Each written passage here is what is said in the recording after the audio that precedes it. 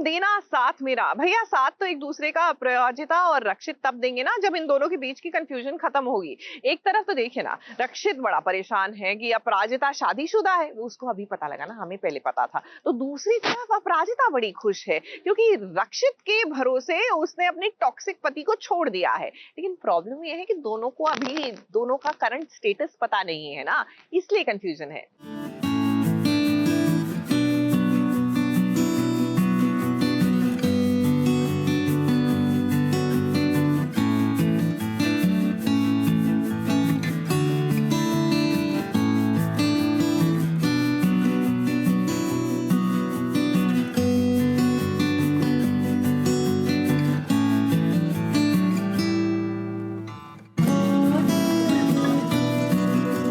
नहीं नहीं रक्षित, आप रोना ना, आपके रोने से भगवान को भी बुरा लगा है। तभी तो देखिए आसमान से बरसात हो रही है। आपको रोने का कोई हक नहीं है क्योंकि अपराजिता आपकी ही है। भले ही अपराजिता को पाने में आपको थोड़ा वक्त लगेगा, लेकिन ये देखिए अभी के लिए अपराजिता खुद आपके पास आ रही है। अपराजिता खुश है क्योंकि उसने अपनी जिंदगी को एक नया मौका दिया है। अपनी शादी उसने तोड़ दी है।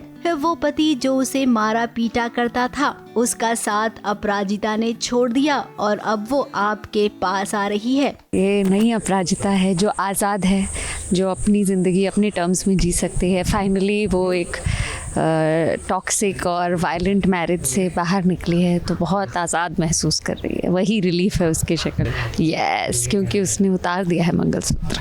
अब रक्षित को जब अपराजिता ने फोन किया, कुछ पल के लिए तो रक्षित को लगा कि मैं अभी कह दूं अपराजिता से कि मैं तुमसे बहुत प्यार करता हूं, लेकिन फोन पर वो अपने प्यार का इजहार नहीं कर पाया। अपराजिता खुद उसके पास चलकर आ गई है। अब दोनों बारिश में भीग रहे हैं, तो बारिश में भीगने के बाद एक कप चाय तो पीनी बनती ही है।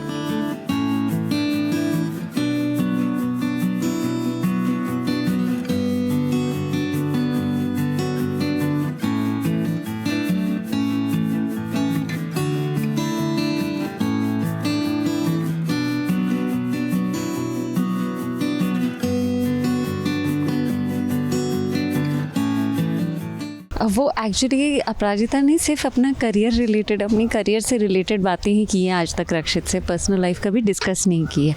और क्योंकि वो मतलब जब अपने माँ बाप को नहीं बता पा रही थी, तो किसी और को बताना शायद उसके लिए ज़्यादा मुश्किल था। तो मुझे नहीं पता कि डिवोर्स भी बड़ी बात होती है ना, तो कितना वो रक्षित को बता पाएगी, नहीं बता पाएगी उसको।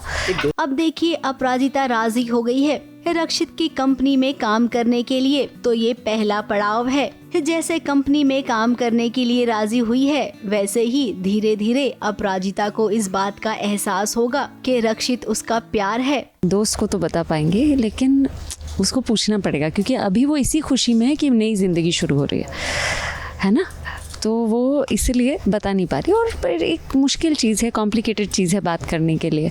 और क्योंकि शादी के बारे में बात नहीं की थी कभी, तो डिवोर्स के बारे में भी मतलब वो उसने पहली बात ये बताना ज़रूरी समझा कि मैं आपके यहाँ नौकरी कर सकती हूँ, क्योंकि उसे लगा कि वो नौकरी का ही प्रपोज़ल था। तो मेरे ख्याल से डिवोर्स की बात अगर कोई उससे पूछेगा तो ही वो बता पाएगी, वरना पर्दे के पीछे की अगर बात करें तो मुंबई में इतनी भयंकर गर्मी है। ऐसे में फिल्म सिटी में यूं बरसात वाला सीन करना ये सोने पर सुहागा साबित हुआ। जिस इलाके में ये शूट कर रहे थे वहाँ का माहौल एकदम बदल गया। अब रक्षित, सब कुछ ठीक होगा, भगवान आपकी बात सुन रहे हैं। मुंबई से विशाल शर्मा के साथ एबीपी न्यूज रिपोर्ट।